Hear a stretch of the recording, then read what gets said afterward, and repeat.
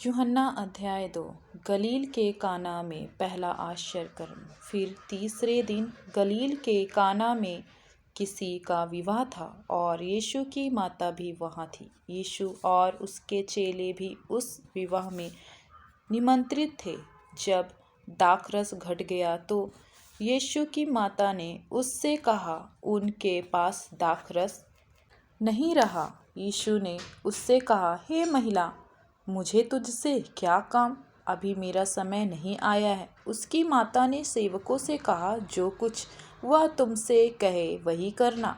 वह यहूदियों के शुद्ध करने की रीति के अनुसार पत्थर के 6 मटके धरे थे, जिनमें 2-2, 3-3 मन समाता था। यीशु ने उनसे कहा, मटकों को पानी भर दो।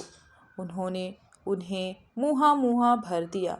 तब उसने उनसे कहा, अब निकाल कर भोज के प्रधान के पास ले जाओ। और वे ले गए। जब भोज के प्रधान ने वह पानी चखा जो दाखरस बन गया था और नहीं जानता था कि वह कहाँ से आया है, परंतु जिन सेवकों ने पानी निकाला था वे जानते थे, तो भोज के प्रधान ने दूल्हे को बुलाकर उससे कहा, हर एक मनुष्य पहले अच्छा दाखरस देता है और जब लोग पीकर छक जाते हैं तब मध्य देता है, परंतु तूने अच्छा दाखरस अब तक रख छोड़ा है।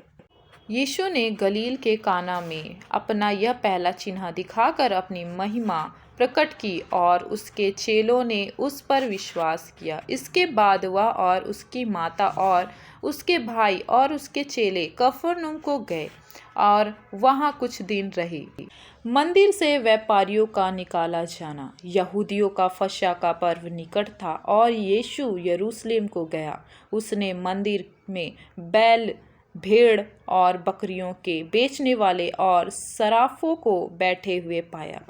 तब उसने रस्सियों का कोड़ा बनाकर सब भेड़ों और बैलों को मंदिर से निकाल दिया और सराफों के पैसे बिखेर दिए और पीड़ों को उलट दिया और कबूतर बेचने वालों से कहा, इन्हें यहाँ से ले जाओ, मेरे पिता के घर को व्यापार का घर मत बनाओ।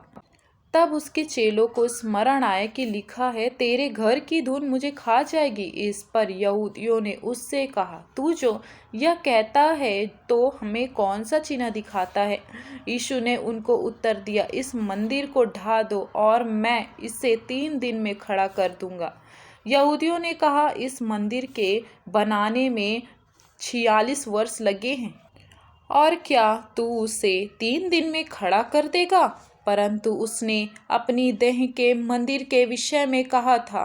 अतः जब वह मुर्दों में से जी उठा तो उसके चेलों को स्मरण आया कि उसने यह कहा था और उन्होंने पवित्र शास्त्र और सब वचन को जो यीशु ने कहा था प्रतिति की। यीशु मनुष्य के मन को जानता है। जब वह यरूशलेम में फसह के समय पूर्व में था तो बहुतों ने उन चिन्हों को जो वह दिखाता था देखकर उसके नाम पर विश्वास किया, परंतु यीशु ने अपने आप को उनके भरोसे पर नहीं छोड़ा, क्योंकि वह सब को जानता था और उसे आवश्यकता न थी कि मनुष्य के विषय में कोई गवाही दे, क्योंकि वह आप ही जानता था कि मनुष्य के मन में क्या है।